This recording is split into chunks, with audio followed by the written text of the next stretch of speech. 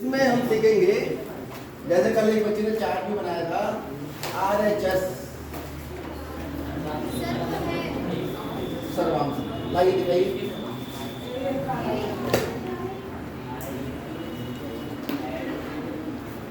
इस चार्ट की सहायता से हम समझेंगे कि RHS क्या होती है। वैसे हम पहले बता चुके हैं। हाँ, उत्तर जल्दी से नीचे नीचे ऊपर करो। देखो भाई, दिख रहा है सबको? तो आप यह देखना है, कथन लिखा है यदि दो समकोण त्रिभुजों में, कौन है दो समकोण त्रिभुज? ये एक त्रिभुज का कर्ण दूसरे त्रिभुज के एक कर्ण, दूसरा त्रिभुज के एक कर्ण, यानी ये वाला जो कर्ण है, कर्ण कौन होता है? 90 के सामने वाली भुज। तो दोनों समकोण त्रिभुज हैं, क्योंकि इसका एक कोण कितने डिग्री है? ऊपर 90 डिग्री है। तो ये दोनों कर्ण होगा और ये कर्ण आपस में कैसे हैं? बराबर, नंबर है। जब ये कसौटी लगेगी तो पहली स्थिति यही होगी कि त्रिभुज कैसे होने चाहिए? दोनों समकोण कैसे होने चाहिए? और समकोण त्रिभुज कौन से होते हैं? जिसका एक कोण 90 डिग्री का होता है। 90 के सामने कर्ण होता है, तो कर्ण बराबर होना चाहिए कर्ण। दूसरे त्रिभुज की एक भुजा, एक कर्ण और एक भुजा, क्रमशः दूसरे त्रिभुज के एक कर्ण और एक भुजा, यानी पहले त्रिभुज का एक कर्ण के बराबर और एक भुजा कर्ण। ये भुजा ये वाली भी हो सकती है, क्योंकि इसने ये नहीं बताया कर्ण के अलावा दोनों भुजाएं कहलाती हैं। तो या तो ये भुजा इसके बराबर होगी या ये भुजा इसके, कभी कभी ये वाली भुजा इसके बराबर हो जाएगी, कभी कभी ये वाली भुजा। तो जो सर्वांग संगता में संगत भाग निकालेंगे तो इसके सामने ये वाला कोण इसके सामने इस कोण के बराबर है, संगतता में परिवर्तन आए, यानी एक कर्ण के बराबर, भुजा के बराबर। और अगला है, तो दोनों त्रिभुज कैसे हो जाते हैं? क्यों? क्योंकि कोण 90 के बराबर। और कोई त्रिभुज होता समकोण त्रिभुज की जगह तो भुजा कोण कोई सर्वांग समता नहीं होती, लेकिन जो समकोण त्रिभुज होता है उसके अंदर ये स्थिति आ जाती है कि दोनों त्रिभुज आपस में सर्वांगसम हो जाते हैं, यदि कर्ण के बराबर है, भुजा के बराबर। इतनी ही बात हमें इसकी चाहिए सवालों को सिद्ध करने के लिए। उन्होंने लिख के भी दिखाया है कि ज्ञात क्या है कि ये भुजा ए बी बराबर पी आर, ए बी कहाँ है? ये ए बी बराबर पी आर, ए सी बराबर पी क्यू, ए सी बराबर पी क्यू और बी सी बराबर क्यू आर। यही हो गई गड़बड़, ये गलत लिखा है। आपको लिखना है कोण बी बराबर कोण आर। क्यों? 90 डिग्री। इसको चेंज कर लो थोड़ा, ठीक है बेटा? तो ये दोनों त्रिभुज कैसे हो जाएंगे? समकोण। एक बार इनके लिए बनाया है, एक बार जोरदार तालियां। Very good.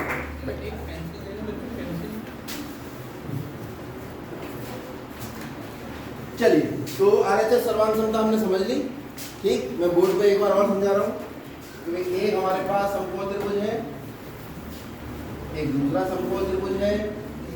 इस त्रिभुज का कर्ण इस त्रिभुज के बराबर है, इस त्रिभुज का एक भुजा इसके बराबर है, और ये 90 और ये भी 90 है। और अगर ये ए बी सी और पी क्यू आर है तो ए बी बराबर पी क्यू, ए सी बराबर पी आर, कोण बी बराबर कोण क्यू।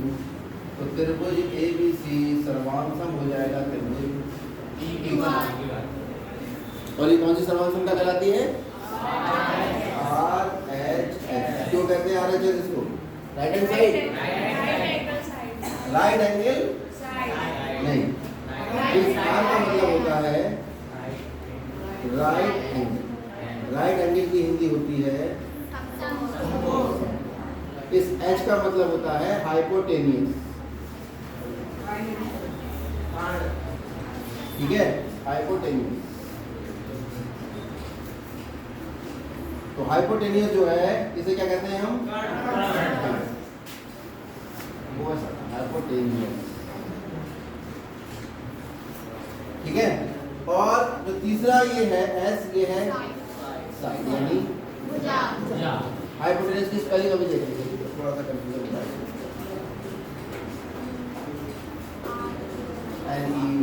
देख लेंगे हाइपोटेनियस।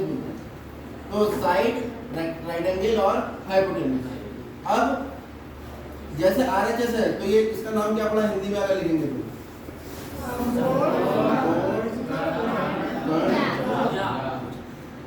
सर्वांग सम। तो जिन्हें ये हिंदी समझ में आ गई है वो हिंदी देख लो, और जिनको इंग्लिश समझ में आ रही है वो इंग्लिश देख लो, कोई दिक्कत तो नहीं है इसमें। NUSE है, सही है, NUSE हाइपोथेसिस, ये स्पेलिंग्स आपको याद होनी चाहिए, ठीक है। चलिए अब हम क्वेश्चन देखते हैं। सारे क्वेश्चन हमारे वही हैं जो हम कर चुके हैं, केवल रिपीट होंगे क्वेश्चन।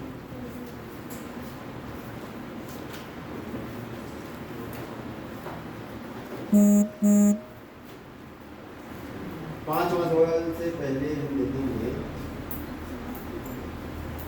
देखो दूसरा सवाल भी हमने कर रखा है, टिक लगा लो इस पे। चौथा सवाल भी हमने कर रखा है और पांचवा सवाल भी हमने, ठीक है। तो मैं पहले पांचवे से शुरुआत कर रहा हूं, जो हमने करा था हम उसके तरीके को थोड़ा बदल देंगे। कह रहा एक त्रिभुज ABC समद्विबाहु त्रिभुज कैसा है, समद्विबाहु यानी कि दो भुजाएं आपस में बराबर।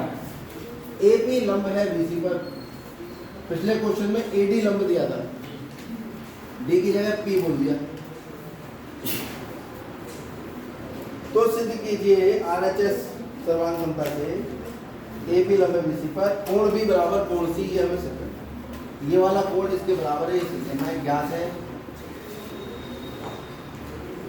है AB बराबर AC और AP लंब है BC, सिद्ध करना है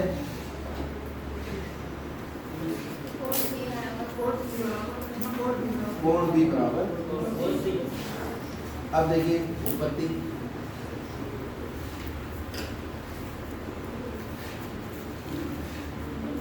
त्रिभुज APB तथा ABC, ठीक है। यहाँ पर AB किसके बराबर है, ये तो कर्ण हो गया, 90 के सामने कर्ण हो गया, क्यों याद है। उसके अलावा हम देख रहे हैं कि AP बराबर AP, ये भुजा का काम कर रही है, क्यों, दो संपूर्ण त्रिभुजों में कर्ण कर्ण के बराबर भुजा भुजा के बराबर, क्योंकि इस वाले त्रिभुज की भुजा भी यही है और इस वाले त्रिभुज की भुजा भी है, और 90 कोण है, कोण APB, इसको लिख के दिखाने की जरूरत भी नहीं मुझे, कैसा है समकोण, ये बराबर। इशारों में बात करो, इशारे वो जो हम समझ, ठीक है। तो दोनों त्रिभुज कैसे हो जाएंगे, सर्वांग सम। किस खुशी में, बताओ ना, कारण तो बताओ। हाँ, दावत खाने चलेगा, ये नहीं पता क्यों है, पता होना चाहिए ना कि भाई दोनों त्रिभुज सर्वांग सम क्यों है, सर्वांग समता समझ में आ गई सबको ये। और जिसको ये अंग्रेजी देख के चीटियां काट रही हैं वो लिख लेना संपूर्ण कर्ण, परेशान होने की जरूरत, चलो जब हो जाता है थोड़ी इंग्लिश में दिक्कत रहती है, ठीक है। तो आप इसको संपूर्ण कर्ण भुजा भी लिख सकते हैं। खत्म हो गया क्वेश्चन। अब देखो दूसरा सवाल, ये भी आप कर चुके हो।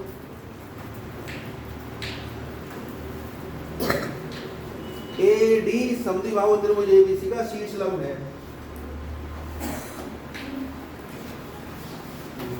ABC का AD क्या है, ये जो शब्द बोला है इसमें, शीर्ष तो समझते हो, रावण के कितने शीर्ष थे, अब समझ। तो शीर्ष त्रिभुज के कितने शीर्ष होते हैं, 3। तो किसी एक शीर्ष से सामने वाली भुजा पर एक ऐसी लाइन खींचनी है जो लंब हो, लंब का मतलब 90 डिग्री कोण होता है। कितने शीर्ष लंब हो सकते हैं एक त्रिभुज में, एक इस शीर्ष से एक, इस शीर्ष से एक, लेकिन इसने कहा त्रिभुज ABC एक समद्विबाहु त्रिभुज है, ये भुजा इसके बराबर है और ये क्या है, शीर्ष लंब। समझोगे बच्चों क्या कह रहे हैं, दर्शाइए AD BC को समद्विभाजित करता है। क्या मतलब है शब्द का, AD BC को समद्विभाजित, मतलब बराबर, दो भाजित मतलब बांटता है। तो ये जो AD है इस भुजा को दो बराबर भागों में बांटता है कि ये वाली भुजा इसको बराबर करनी है। ये कब होगा, जब ये त्रिभुज इसके सर्वांग सम हो जाएगा। तो ये कोण आप देख रहे हैं कर्ण कर्ण के बराबर, ये दोनों में है वो बैलेंस, और ये 90-90 के बराबर दोनों त्रिभुज कैसे हो गए? और बाय सिंप्लिसिटी BD बराबर DC। जैसे BD बराबर DC आया तो मतलब AD ने BC को समद्विभाजित कर दिया। दिक्कत कोई नहीं। उसके बाद आप देखिए सिंप्लिसिटी से ही ये वाला कोण इसके बराबर आएगा, क्योंकि जब दोनों त्रिभुज सर्वांगसम हो गए तो बाकी इसके तीनों भाग इस तीन भाग के बराबर होंगे, है ना। तो ये वाला भाग तो इसके बराबर, ये इसके बराबर हो गया, तो सिंप्लिसिटी से ये वाला कोण इसके बराबर है। और जैसे ये कोण इसके बराबर है इसका मतलब AD कोण BAC को क्या करती है? यहाँ AD इस भुजा को भी समद्विभाजित कर रही है, और ये जो AD शीर्ष लंब है ये इस कोण को भी समद्विभाजित, यानी एक नियम बन गया, किसी भी समद्विबाहु त्रिभुज में शीर्ष लंब जो दोनों बराबर भुजाओं के टकराने से बन रहा है, उस बिंदु से शीर्ष लंब त्रिभुज की भुजा को भी समद्विभाजित करता है और त्रिभुज के कोण को भी। और अगर समबाहु त्रिभुज की बात करें तो समबाहु में तो तीनों ही बराबर होती है। ये जो शीर्ष आ रहा है ये दोनों बराबर भुजाओं का आ रहा है, तो इसके तीनों शीर्ष लंब जो होंगे वो भुजा को भी समद्विभाजित करेंगे और कोण को भी समद्विभाजित करेंगे। ये शीर्ष लंब बनेगा, ये भुजा को भी समद्विभाजित करेगा और कोण को भी करेगा। ये शीर्ष लंब बनेगा, ये आपका भुजा को भी समद्विभाजित करेगा और ऐसे ही बनता है कौन? श्रीयंत्र। श्रीयंत्र ऐसे ही बनता है, इसकी भुजा डिवाइड होती है, इस तरह से बनता है। समबाहु त्रिभुज बनाते हैं और शीर्ष लंब बनाते हैं और शीर्ष लंब बना के इसे आगे बढ़ा देते हैं, ये शीर्ष लंब, और फिर इन्हें मिला देते हैं, बन गया श्रीयंत्र। आज जाके घर पे बनाना और मम्मी से 100 रुपये ले लेना दक्षिणा में, ठीक है? कि भाई हमने सीख लिया श्रीयंत्र, पंडित जी को बनाने की जरूरत नहीं है, हम ही बना देते, ठीक है?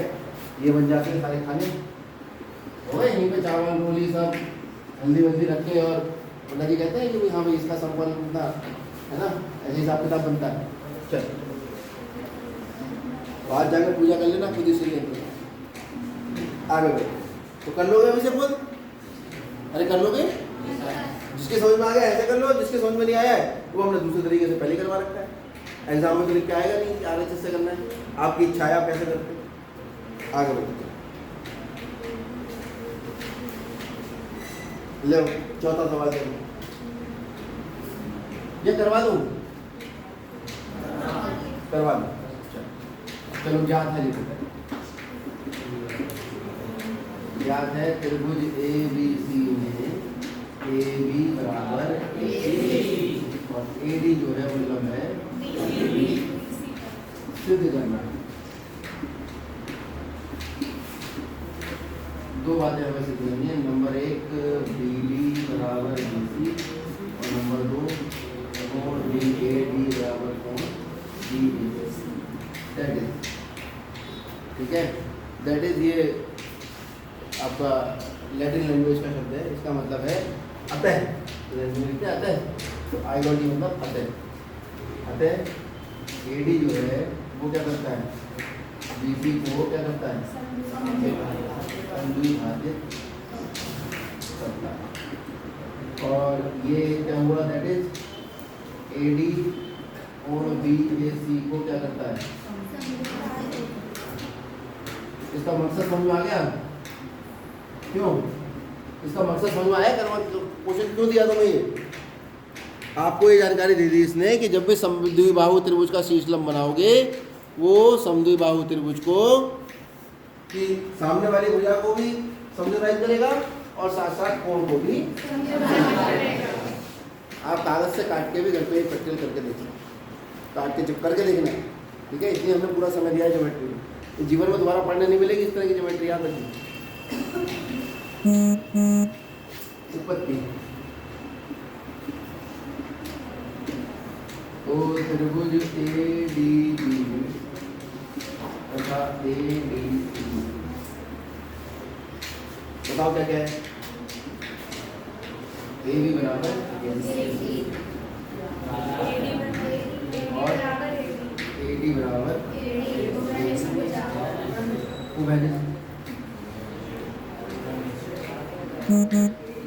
और कोण डी ए डी बी बराबर कोण ए डी सी। यहाँ से क्या पता लगा? त्रिभुज ए डी बी सर्वांसम है त्रिभुज ए डी सी। क्यों? ठीक है, आरएचएस सर्वांसम।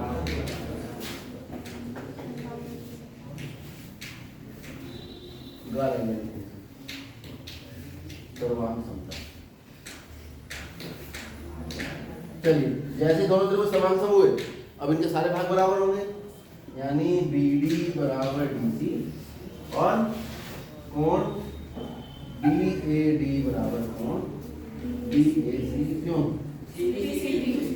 ये हमें सिद्ध भाई हम लिख के दिखा चुके हैं, इसमें सिद्ध करना है।